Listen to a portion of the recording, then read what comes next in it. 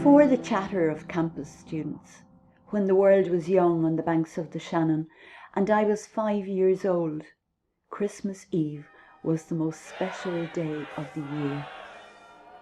With a heightened sense of urgency bordering on panic, my mother became a walking to-do list. My father and I went our own way, out the Dublin Road, across the Grudy Bridge, and turned down Farrell's Road, where the best ivy grew. We spent the morning in Limerick, buying comics and herbs, sprouts and carrots and soap from my aunts. A last look at the figures in Todd's windows and the toys in Lillyhickeys on Lough Key, and we were free.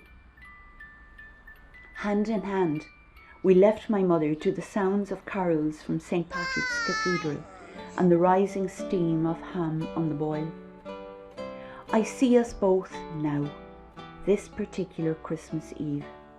There's my dad, his lanky figure balanced on some moss-covered broken down wall. He's reaching up, pulling stubborn tendrils of shiny dark ivy off a telegraph pole, and I'm imagining them decorating the big white Christmas candle that he bought in Lillyhickey's shop. I say, "Up there, Daddy, there's better ones up there," and he reaches higher and higher and hands me the prizes. My knitted gloves are wringing wet, and I'm pretending I'm smoking with the white breath that's coming out of my mouth into the cold air. With my mind jumping from one thing to another, I suddenly hear a clip-clopping sound in the distance, and as I turn around, I see Mr. Butler with his horse and trap. He lives in the gingerbread house at the entrance to where the Blue Nuns live. Smiling, he waves and greets us. "Happy Christmas to you and yours, Tom," and my father says, "and many happy returns to you and your missus."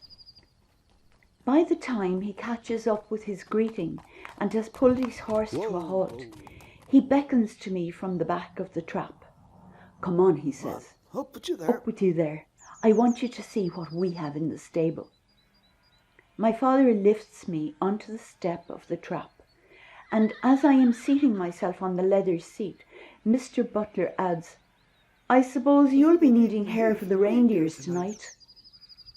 I nod in silence and watch the chestnut backside of the horse shining like autumn conquerors in the low sun as we are now clip-clopping the short distance to his house.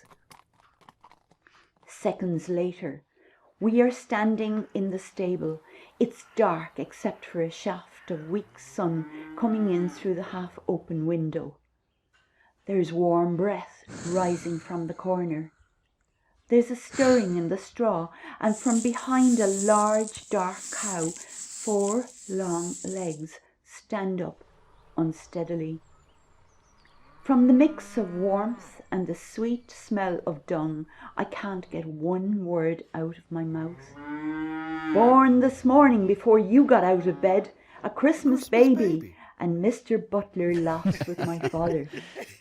They talk a while. Grown-ups talk.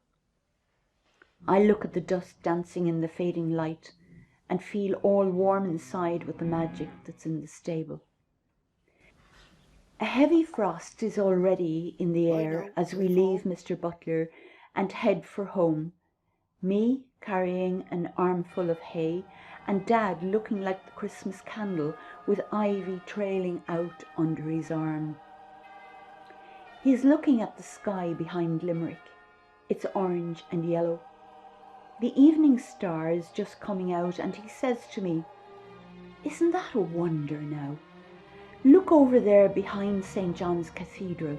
There's the crescent moon appearing specially for Christmas. And there, do you see it? Venus, the evening star, is keeping it company." I look up at him, and there are tears in his eyes. He's gone all soft, so I take his big hand in mine and decide it's time to take him home.